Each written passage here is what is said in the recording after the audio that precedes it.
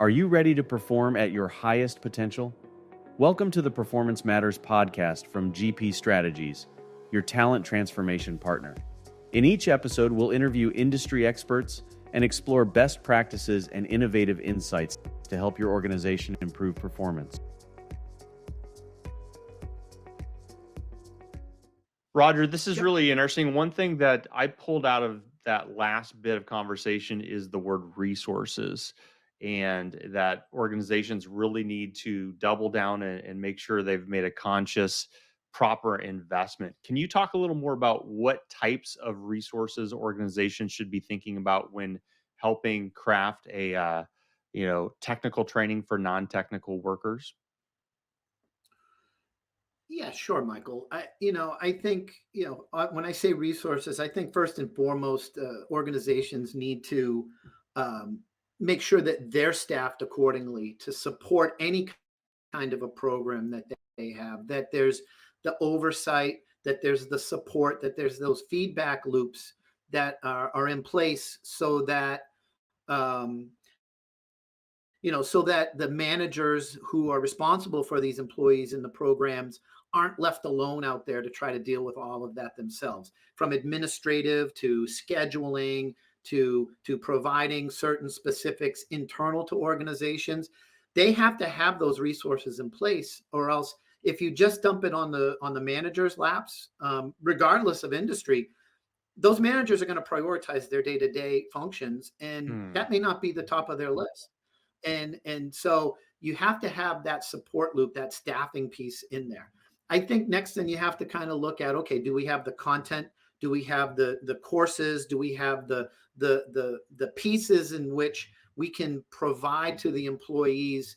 And that costs money, obviously, right? So there's a money Sure. component of that, and that's what we provide, right? That's why we're in business, right? So there's that piece of it, and then you take and you look at the specific industry training that's needed, right?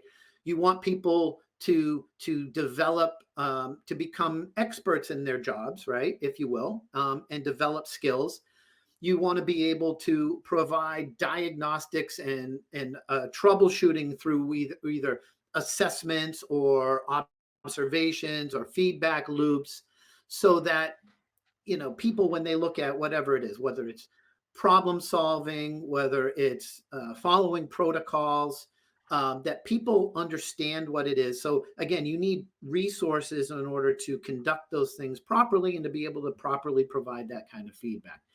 And then again, going back to that path, that resource, developing that path and putting the resources in place of what does that self-guided learning look like, right? How do you get then encourage, empower, get people to focus on what else is out there?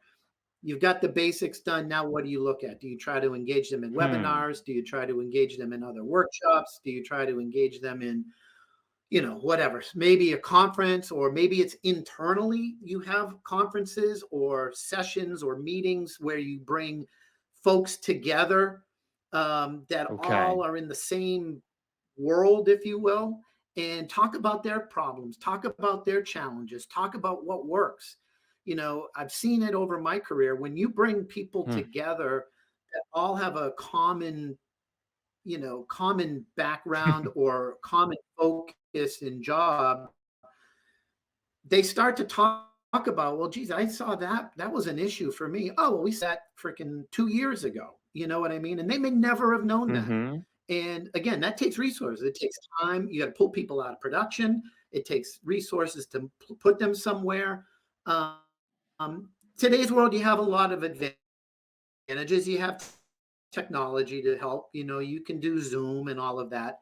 But I think it's something that organizations, if they really focus some time and effort on that, it does make sense to bring people in at times to really have those conversations, to hear what's going on, and then to share common things. I just think that's an important piece of it.